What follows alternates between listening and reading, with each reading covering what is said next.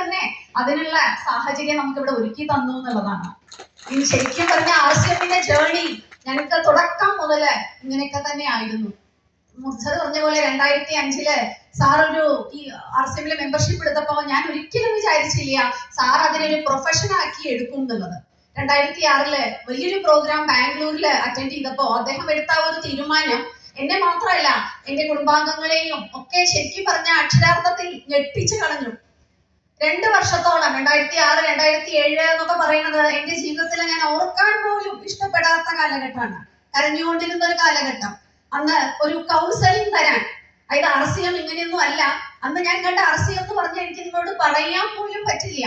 കേവലം 20 പ്രോഡക്റ്റുകള്, അത് കുറച്ച് സോപ്പ് കട്ടകളും അല്ലാതെ ഒന്നും ഞാൻ അന്ന് RCMല് കണ്ടിട്ടില്ല. ഒരു വിജയിച്ച ലീഡറിനെയോ അല്ലെങ്കിൽ ഒരു നല്ല RCM ഔട്ട്ലെറ്റോ ഒന്നും കാണാത്ത ആ സാഹചര്യത്തില് RCMല് ഒരു പ്രൊഫഷൻ ആക്കി ഇദ്ദേഹം എടുക്കാൻ വിചാരിച്ചപ്പോ എല്ലാരും പറഞ്ഞു നിന്റെ ഭർത്താവിന് മുഴുവട്ടാണ്.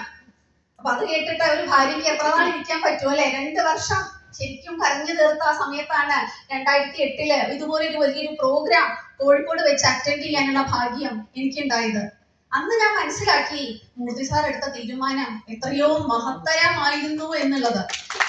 കാരണം എന്നെ പോലെയുള്ള കുറെ മൂഢാത്മാക്കള് പരസ്യം കണ്ട് മാത്രം സാധനം വാങ്ങിച്ചിരുന്ന ഒരു കാലഘട്ടം ഇന്നുണ്ട്, ഇല്ല എന്ന് പറയാൻ പറ്റില്ല.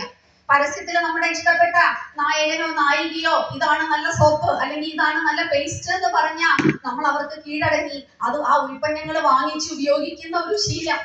അവിടെ ഒരു വലിയൊരു കറക്ഷൻ ശരിക്കും പറഞ്ഞ അറിവിലൂടെ തിരിച്ചറിവ് തന്ന വലിയൊരു പ്രസ്ഥാനമാണ് RCM.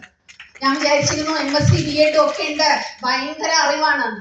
പക്ഷെ ആരോഗ്യത്തിനെ കുറിച്ചാണെങ്കിലും ഫാമിലിയെ കുറിച്ചാണെങ്കിലും എല്ലാം നമ്മുടെ കുടുംബത്തിലുള്ള ആളുകളുടെ ആരോഗ്യത്തിനെ കുറിച്ച്, വരാൻ പോകുന്ന സാമ്പത്തിക സ്വാതന്ത്ര്യത്തെ കുറിച്ച് ഈ അറിവുകളും തിരിച്ചറിവുകളും തന്ന ഈ ഒരു പ്രസ്ഥാനം ശരിക്കും പറഞ്ഞാൽ 19 വർഷം കഴിഞ്ഞ് ഇന്ന് ഈ രൂപത്തില് നിങ്ങളുടെ മുമ്പിൽ ഇന്ന് പുതിയ ആളുകൾ വന്നിട്ടുണ്ട്.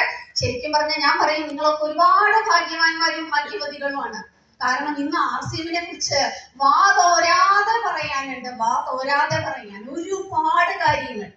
എന്തിന് ഈ അടുത്ത കാലത്ത് നമുക്ക് കിട്ടിയ ഏറ്റവും വലിയ അച്ചീവ്മെന്റ് ആണ് ഹൈജീൻ അവയർനെസ് ഏറ്റവും കൊടുത്തുകൊണ്ട് മെയ് 28 ലോക hygiene day, world menstrual hygiene ഡേയില് നമ്മൾ കൊടുത്ത ഹൈജീൻ അവയർനെസ് ഒരു വലിയ റെക്കോർഡായി മാറിയിരിക്കുന്നു. 3 സർവകാല റെക്കോർഡുകൾ, elite book of records, elite India record and India book of records, ഇങ്ങനെ 3 റെക്കോർഡുകൾ നേടി നമ്മളിങ്ങനെ കുതിച്ചുകൊണ്ടിരിക്കുകയാണ്.